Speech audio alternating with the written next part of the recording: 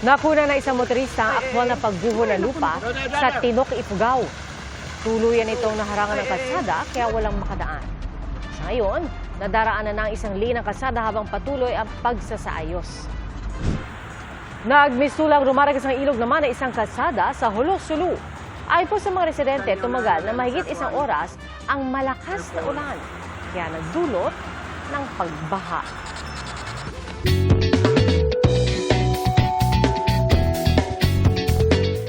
Bibili lang dapat ng tinapay pero nakapulot ng maalahas ang isang pharmacy assistant sa Bangged, Abra. At ang halaga ng maalahas aabot sa 100,000 piso. Nakalagay po ang mga ito sa plastic na naiwan at inaapak-apakan lang ng madumaraan. Hindi nagdalawang isip si John Paul Barcena at agad niyang ipinost ang mga alahas sa social media, saka ito isinurrender sa pulisya. Ayon po kay John Paul, hindi siya masaya kung makukuha niya ang isang bagay na hindi naman niya pinaghirapan.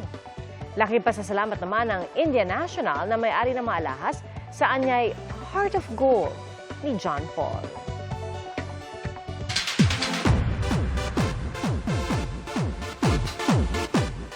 Mga kapuso, may maagang pamasko ang BTS para sa Army dahil nalalapit na ang pag-discharge sa military ng BTS superstar na si J-Hope.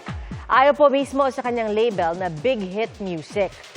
Paglilinaw ng label, walang special event na magaganap sa kanyang paglabas kaya umaasa sila na hindi bumisita ang mga fans sa site.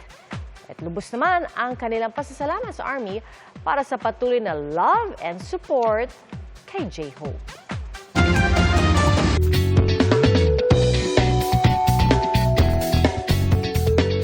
Fitspiration ang hatid ng 69 na taong gulang na lalaki sa Bacolod City. Ang hilig po kasi ng kanyang anak at nilang dalawa ang pag-e-exercise sa gym.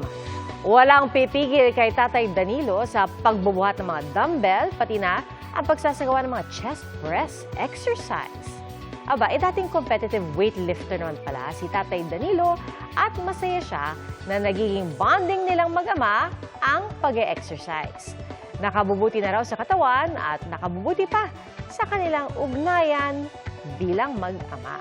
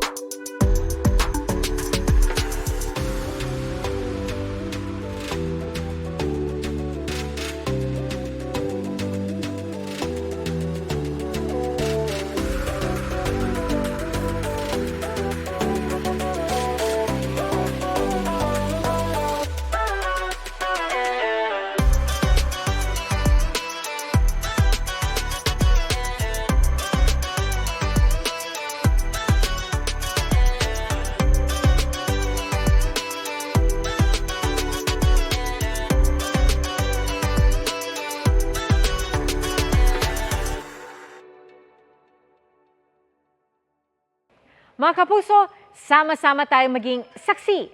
Mag-subscribe sa GMA Integrated News sa YouTube at para sa mga kapuso abroad, samahan niyo kami sa GMA Pinoy TV at sa www.gmanews.tv.